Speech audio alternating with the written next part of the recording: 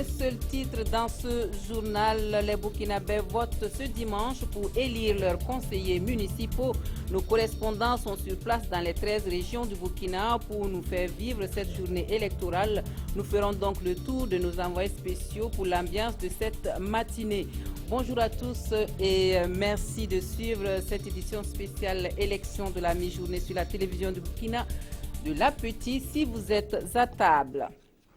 Aujourd'hui, 22 mai, les Burkinabés sont donc dans les urnes pour élire leurs conseillers municipaux. Et pour ouvrir ce journal, nous avons fait un tour dans les bureaux de vote à Ouagadougou où, avant d'accomplir son devoir civique, le président de la Commission électorale nationale indépendante a pris le soin de s'assurer du bon déroulement du scrutin à travers la disponibilité des urnes, des bulletins, encre et autres accessoires pour le vote. Maître Barthélémy Kéré s'est ensuite prononcé sur les questions liées à d'éventuelles tentatives de fraude. Dans l'ensemble des centres visités, les bureaux de vote ont ouvert sensiblement à l'heure. Nous suivons donc cette tournée avec Moussa Ouedraogo et Ismaël Diloma Sirima. Il est 6 heures passées de 5 minutes et le bureau de vote de Maître Barthélémy Kéré n'est toujours pas ouvert.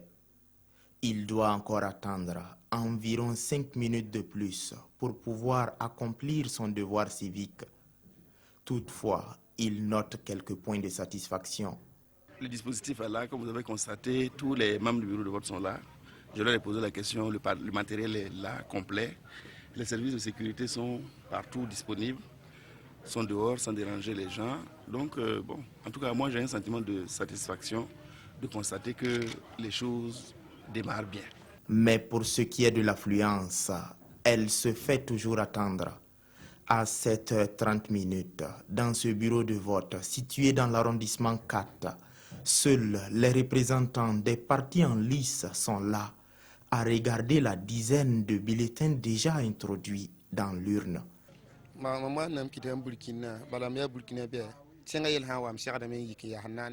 Je suis venu pour accomplir mon devoir de citoyen car je veux que les futurs élus se penchent sur les questions d'eau et d'assainissement. Jusqu'à 9h, dans tous les bureaux de vote que nous avons visités, ils étaient peu nombreux à penser comme ceci à la destinée de leur commune. En témoignent les membres de ce bureau de vote qui tournent les pouces. Et c'est à l'école primaire B de la Patte-d'Oie de Ouagadougou que le chef de l'État burkinabé et son épouse ont accompli leur devoir civique. Roch-Marc Christian Kaboré a ensuite invité les citoyens burkinabés en âge de voter à faire de même pour la démocratie, pour que la démocratie triomphe au Burkina Faso. Le président du Faso a également fait appel au sens de responsabilité des Burkinabés en acceptant le verdict des urnes. On voit tout cela avec Alidou Badini et Zalissa Sanfo. C'est à 8h moins le quart que le président du Faso et son épouse ont accompli leur devoir civique à l'école primaire publique Patte-d'Oie B. Et à cette heure-là, les électeurs se comptent encore au bout des doigts. Et Roch-Marc Christian Kaboré d'inviter tous les citoyens à ne pas se faire prier, car les élections municipales comptent beaucoup en matière de démocratie et de développement. C'est la démocratie à la base, c'est quand même un maillon essentiel qui sert également de relais également entre le gouvernement et les citoyens. Et parce que ces campagnes municipales ne se sont pas passées dans la sérénité partout au Burkina Faso, le président appelle tous les citoyens, en particulier les leaders des partis politiques, au sens élevé de responsabilité. Nous devons vraiment arrêter. Nous devons faire de la politique. Nous pouvons avoir des déviations verbales, je disais, de temps en temps, mais il faut que nous arrêtions de prendre en agression permanente, soit la CENI, soit d'engager des bagarres qui entendent de blesser entre nous, parce que de tout temps nous avons fait des élections. Mais c'est vraiment la première fois que j'estime que nous avons franchi le Rubicon au niveau des partis politiques. Et il faut que, quels que soient les partis qui sont concernés, il y ait une introspection pour que nous ne nous comportions pas de cette manière-là demain. Ces élections municipales constituent la dernière étape du retour à une vie constitutionnelle au pays des hommes intègres. Et le président de souhaiter que cela se fasse dans les règles de l'art pour que triomphe à tout jamais la démocratie. Le chef de file de l'opposition politique, lui, a accompli son devoir civique au secteur 22 de Ouagadougou.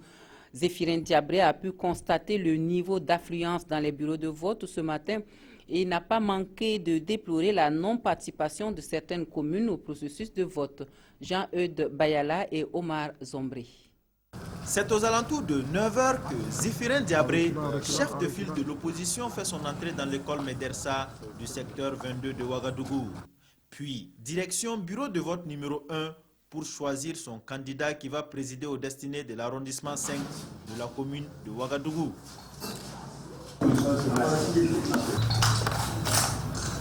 Il dit être satisfait d'avoir accompli son acte civique, mais constate cependant une maigre affluence. La cour est vide et ça c'est un signal d'alerte pour l'ensemble de la classe politique. Vous voyez, il y a quelque part peut-être, mais attendant que la journée se passe, j'espère qu'il n'y a pas une certaine désaffection qui serait due au fait que les gens peut-être disent qu'ils votent mais ne voient pas un peu le résultat de leur vote. Mais comme c'est encore au début de la journée, j'espère vraiment qu'on aura l'occasion de voir le maximum. Zéphirin Diabré a aussi déploré le fait que certaines communes ne pourront pas voter. Pour lui, des dispositions devaient être prises pour que ces votes aient lieu. Donc je ne comprends pas que notre armée, nos forces de défense et de sécurité ne soient pas à même, dans les petites localités quand même, d'assurer la sécurité du vote et qu'on soit amené, comme le fait la CENI, à reporter ces élections-là. Ça pose un problème grave que nous allons soulever une fois donc que les élections électorales seront passées. Mais en attendant de régler toutes ces questions, le chef de file de l'opposition a exhorté la population à sortir massivement pour choisir les conseillers municipaux et partant de là, les maires. Faisons le tour de nos régions à présent. Le dispositif était déjà déployé dès 5 heures du matin à Bobo-Dioulasso, en tout cas dans la plupart des bureaux de vote. Les présidents des bureaux et les agents étaient sur place. Le matériel nécessaire pour le scrutin disponible dans les centres qui ont reçu la visite de nos équipes de la RTB de Haut-Bassin. Tout semble bien parti pour une journée électorale sans incident dans le Oué. Drissa Warga et Hahadi Sandamba. Centre de vote des écoles Bolmakoté. Il est 5h30. Tous ici s'attellent pour que tout soit prêt à 6h, heure d'ouverture des bureaux de vote. Mise en place du dispositif par-ci, vérification d'accréditation et d'identité par là. De l'autre côté, ce sont déjà des électeurs qui se pointent. À l'heure indiquée donc, le bureau de vote numéro 1 enregistre son tout premier votant. Bon, citoyen doit voter pour élire son membre de commune ou bien de quoi. Je viens de voter parce que je suis citoyen. La citoyenneté, M. Daou, malgré le poids de l'âge, l'a exprimé très tôt ce matin. Comme il y a beaucoup de partis politiques, nous avons choisi notre parti et on a voté pour ça. Parce que ceux qui doivent diriger la commune doivent être des gens capables et honnêtes et surtout travailleurs ayant les soucis du bien-être de la population. De Bolmakoté à Dar Salami, un des villages rattachés à la commune de Bobo-Dioulasso, en passant par les écoles centre écunement, l'affluence n'était pas au rendez-vous jusqu'à 7h15. Depuis on a ouvert depuis 6h00. Il y avait quelques personnes qui étaient là, ils ont voté. Bon, depuis là, ça vient une personne. Bon, puisque c'est toujours les femmes, d'autres ont décidé de faire d'abord la cuisine avant de venir. D'autres même, c'est aller donner la nourriture aux champs avant de venir. La commune de Bobo-Dioulasso compte 7 arrondissements composés de 33 secteurs et 36 villages rattachés. Pour ce scrutin, il y a 258 sièges de conseillers municipaux à pourvoir. Et à cet effet, ce sont 838 bureaux de vote qui sont ouverts à 320 613 inscrits. Et nous retrouvons Hahadi Sandamba en ligne. Bonjour Sandamba. Oui, bonjour Douanio. Alors, dites-nous Hahadi, vous avez fait donc votre constat très tôt le matin, avant 8 heures, et nous sommes à plus de 13 heures. Quelle est la situation, comment la situation elle a évolué entre-temps? Oui, et il faut noter que jusqu'à présent, il n'y a toujours pas d'affluence au niveau des différents bureaux de vote. Je viens juste de rentrer de la ville. J'ai fait le tour d'environ une dizaine de centres de vote. Je n'ai pas remarqué une grande affluence. Et la question que tout le monde se pose, pourquoi il n'y a pas d'affluence au niveau des bureaux de vote? Et est-ce que vous avez une réponse à cette question? Pourquoi il n'y a pas d'engouement finalement? Bon, personne ne veut se lancer vraiment à ce jeu pour répondre à la question. Par rapport à cette question, personne ne veut la répondre. D'accord. Alors, on va vous retrouver certainement dans nos prochaines éditions pour le point de cette journée électorale à Bobo-Dioulasso, dans la commune de Bobo-Dioulasso en tout cas. Merci Sandamba. Merci beaucoup. Un incident survenu hier à Manga et on a failli ne pas voter aujourd'hui dans la cité de l'Épervier et pour cause, un individu a été intercepté en possession de 42 cartes d'électeurs et gardé à vue à la gendarmerie. En réaction, certains partis politiques en liste exigent l'annulation des votes, mais grâce à la médiation des autorités régionales et religieuses, tout est entré dans l'ordre et le vote se déroule normalement. Amado Ilboudo et Pascal Kané. À l'heure officielle d'ouverture des bureaux de vote, le président annonce. Il est 6 heures, le scrutin est ouvert. Les votes peuvent commencer. Aruna a préféré venir tôt pour voter. C'est un acte important pour l'avenir de Manga, sa ville. Je pense que après les résultats, en tout cas le parti qui va gagner fera de sorte que la commune se développe. Et pourtant, ce vote a failli n'avoir pas lieu. Car dans la nuit, des militants d'un parti en lice ont intercepté un vieil homme avec à sa possession 42 cartes d'électeurs. Il crie à une tentative de fraude et exige l'annulation des votes à Manga. Le président de la CPI est accusé de connivence avec les fraudeurs. Et vraiment, c'était un peu la tambouille au niveau de la gendarmerie. J'avoue que la CPI n'y est pour rien dans cette histoire, d'autant plus que nous sommes une structure neutre et on n'en veut à personne. Le présumé fraudeur est conduit à la gendarmerie. Il a fallu l'intervention du gouverneur de la région du Centre-Sud, de l'évêque de Manga et du haut-commissaire pour amener le calme dans la ville. Ce sont des élections de proximité et je crois que les élections vont passer. Nous allons être toujours ensemble et nous devons travailler à cohabiter dans la passivité au lieu de créer des difficultés qui ne vont pas arranger la collectivité. Après donc cet incident majeur pour certains et mineur pour d'autres, les différentes parties se sont résolues à aller aux urnes et le vote se déroule normalement ce matin ici à Manga, même si la tension est toujours palpable. On retrouve Pascal Kané au téléphone. Pascal, dites-nous, est-ce que finalement cet incident n'a pas perturbé le vote?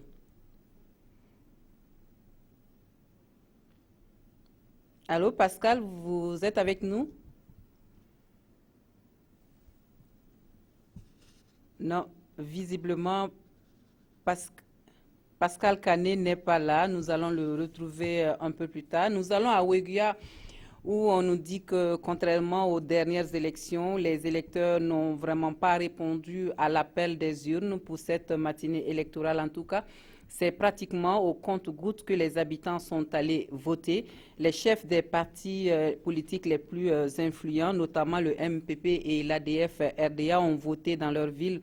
On retrouve dans le Yatenga nos envoyés spéciaux Souleymane Sano et Jacques Lamissa Tarpaga. Le soleil se lève à Waïguia ce dimanche 22 mai, jour de vote des conseillers municipaux. Les bureaux s'ouvrent à 6 heures comme prévu. Les électeurs sont presque absents ici au lycée communal où nous nous trouvons. Mais pour ce premier votant, l'acte qu'il vient de poser est une contribution au développement.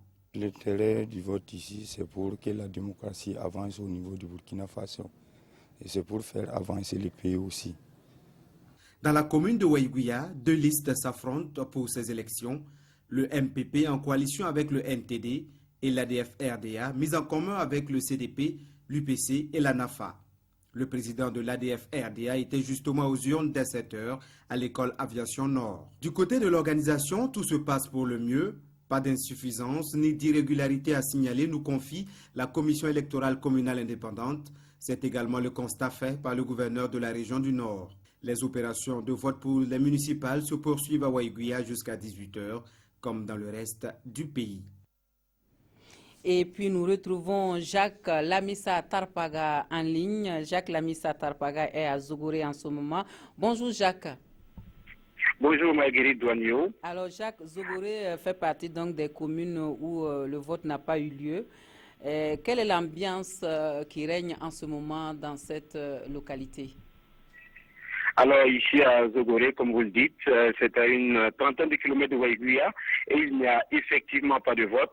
Et c'est d'ailleurs la seule commune sur les 13 que compte la province du Yatenga où les municipales ne se tiennent pas. Alors Marguerite Douagneau, nous avons avec nous M. Denis Porgo, il est le président de la CECI, la commission électorale communale indépendante. Monsieur Porgo, alors comment vous vivez justement cette journée de non-vote? Oui, allô?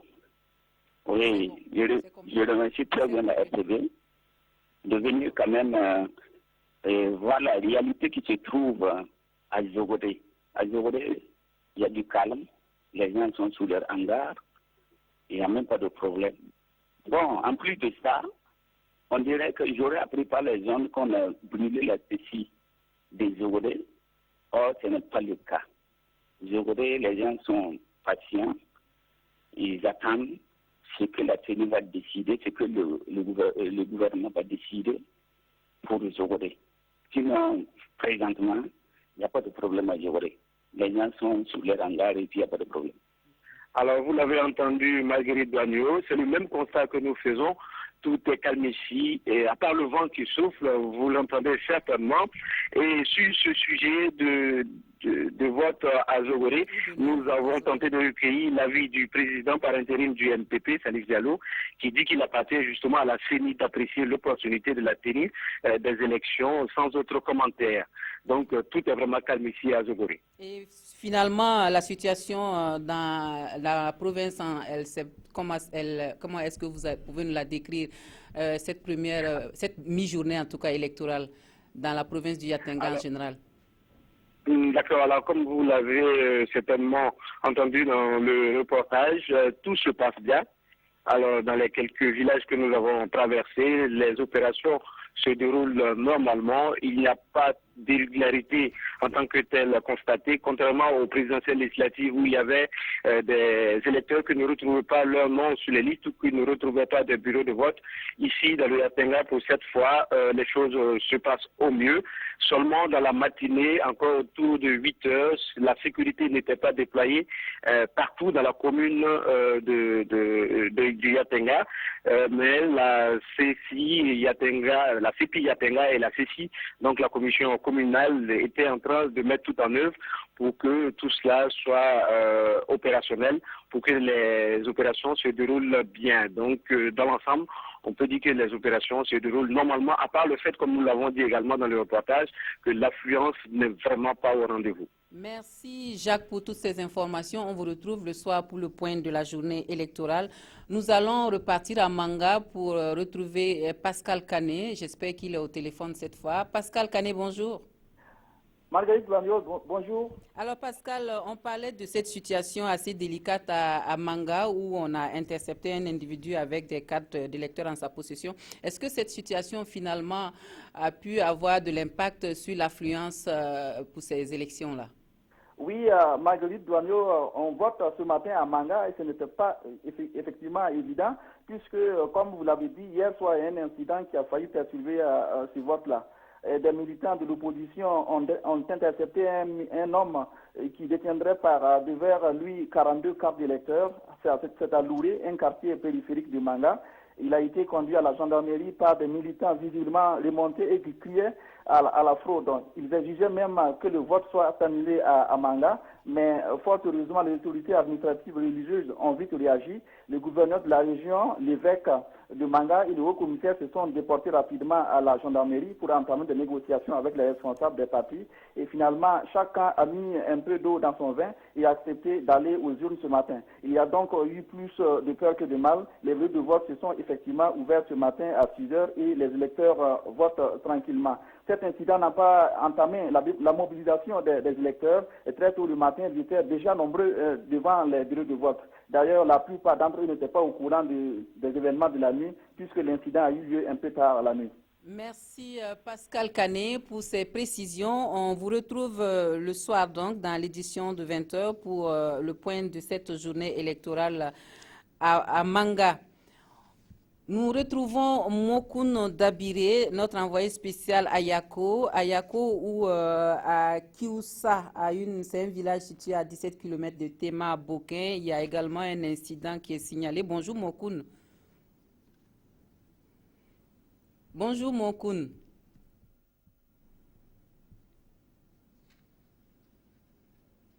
Mokun Dabiré n'est pas en ligne. Nous allons partir à Begedo. À Begedo où Olopoda nous fait un peu le point de la situation à Begedo. Begedo également une commune où le vote n'a pas lieu aujourd'hui. Bonjour Olo. Oui, bonjour Marguerite Douagneau. Alors Olo, dites-nous quelle est l'ambiance à Begedo dans cette matinée, durant cette matinée électorale? Qu'est-ce qui se passe pour les populations de Begedo? Il faut dire que Begedo s'est réveillé ce matin comme d'ordinaire. Un jour ordinaire qui tranche avec ce jour extraordinaire consacré aux élections municipales sur toute l'étendue du territoire. Marguerite, les populations vaquent ici à leurs occupations. Begedo ne vote donc pas et c'est une réalité vue comme une frustration par les populations qui ont même manifesté hier à travers une marche. Et le stigmate toujours visible sur le terrain témoigne de la colère de cette population qui a longtemps attendu ces élections, mais pour lesquelles elle devrait encore patienter à cause de la situation sécuritaire fragile. Prudente, la CENI n'a pas voulu ajouter de la braise à cette cendre encore fumante. La réalité ici, Marguerite Gagnon, est que la population de Begedo ne voit pas du même œil que la CENI en raison de la non-tenue de ces élections. Pourtant, depuis le 12 mai, soit 5 jours après l'ouverture de la campagne, sur recommandation des responsables coutumiers et religieux, les 6 partis politiques à la conquête de la mairie avaient accepté surseoir à tout regroupement politique pour éviter d'éventuels débordements. Marguerite Douagneau, nous avons pris langue avec ces leaders d'opinion qui disent multiplier les rencontres et les messages pour faire baisser le mercure ici à Begedo. Une élection apaisée, c'est aussi le souhait des responsables des partis politiques que nous avons rencontrés sur place. Tous demandent au gouvernement et à la CENI d'organiser le plus tôt possible les élections à Begedo car bientôt, ce serait la période des travaux champêtres. Toute chose qui ne les arrangerait pas. Marguerite Douagneau, il faut préciser que nos nombreuses tentatives pour avoir le président de la CECI au bout du fil sont restées vaines. L'intéressé s'est muré dans un silence total. Marguerite, c'est ce que nous pouvons dire pour l'instant sur la situation qui prévaut à Begedo, une des 3 communes qui ne participent pas aux élections de ce 22 mai 2016, selon une décision de la CENI. Marguerite, merci et à bientôt pour d'autres informations. Merci Olo, merci pour toutes ces informations par rapport à cette journée électorale qui n'en est pas une à Begedo en tout cas. Et nous allons tenter de retrouver Christophe Da à Burum qui fait partie donc de ces 3 communes où il n'y a pas vote cette fois-ci. Bonjour Christophe. Bonjour Marguerite Douagneau. Alors Christophe, vous êtes à Burum en ce moment. Quelle est l'ambiance dans cette commune? Alors, pas d'élection à Burum, c'est connu désormais de tous. Donc, pas de bureau de vote, mais plutôt des citoyens qui vaquent tranquillement à leurs occupations. C'est dire qu'il n'y a aucun signe apparent de tension. Les forces de défense et de sécurité l'ont même confirmé, l'ambiance est relaxe. Et il faut tout de même noter que c'est une importante équipe qui assure cette sécurité, une équipe composée notamment du personnel du commissariat local, de leurs collègues de Gawa, de la gendarmerie et de Gawa, de garde de sécurité pénitentiaire et de la compagnie républicaine de sécurité CRS de Gawa. Ils sont actuellement au poste de commissariat de Burum. À quelques 500 mètres de la police se trouve le siège de la commission électorale communale indépendante CENI, dont les portes sont restées scellées depuis l'incendie qui l'a ravagé dans la nuit du 17 au 18 mai dernier. Nous avions appris que le personnel et le matériel électoral avaient été redéployés dans d'autres localités de la province du Poni, mais le président de la commission que nous avons eu au téléphone l'a démenti tout récemment. Douagneau, voilà ce qu'on peut dire de la situation à Burum l'une des communes qui a été frappée par l'interdiction des élections par la CENI. Merci Christophe. Et alors, par rapport à Gawa, la journée électorale, elle se déroule comment pour cette mi-journée? Quelle est l'ambiance à Gawa? Pour cette mi-journée, il faut dire que l'ambiance à Gawa, c'est la même chose. C'est très typiquement que les électeurs se rendent dans les urnes. Il n'y a pas d'affluence. Deux facteurs peuvent expliquer ce manque d'engouement, notamment la journée du dimanche, parce que c'est le jour du marché de Gawa. Et donc, les électeurs, la plupart des électeurs vaquent à leurs occupations, pourront ensuite, peut-être dans l'après-midi, venir accomplir leur acte citoyen. L'autre raison, c'est qu'en ce moment se tient une importante cérémonie culturelle, l'initiation notamment, qui a certainement aussi captivé la plupart des électeurs. Donc, c'est un peu ce qu'on peut dire de Gawa. Nous allons y retourner et vous donner d'autres informations. Merci Christophe Da pour toutes ces précisions. Nous allons vous retrouver un peu plus tard pour le point, en tout cas le point définitif de cette journée électorale à Gawa.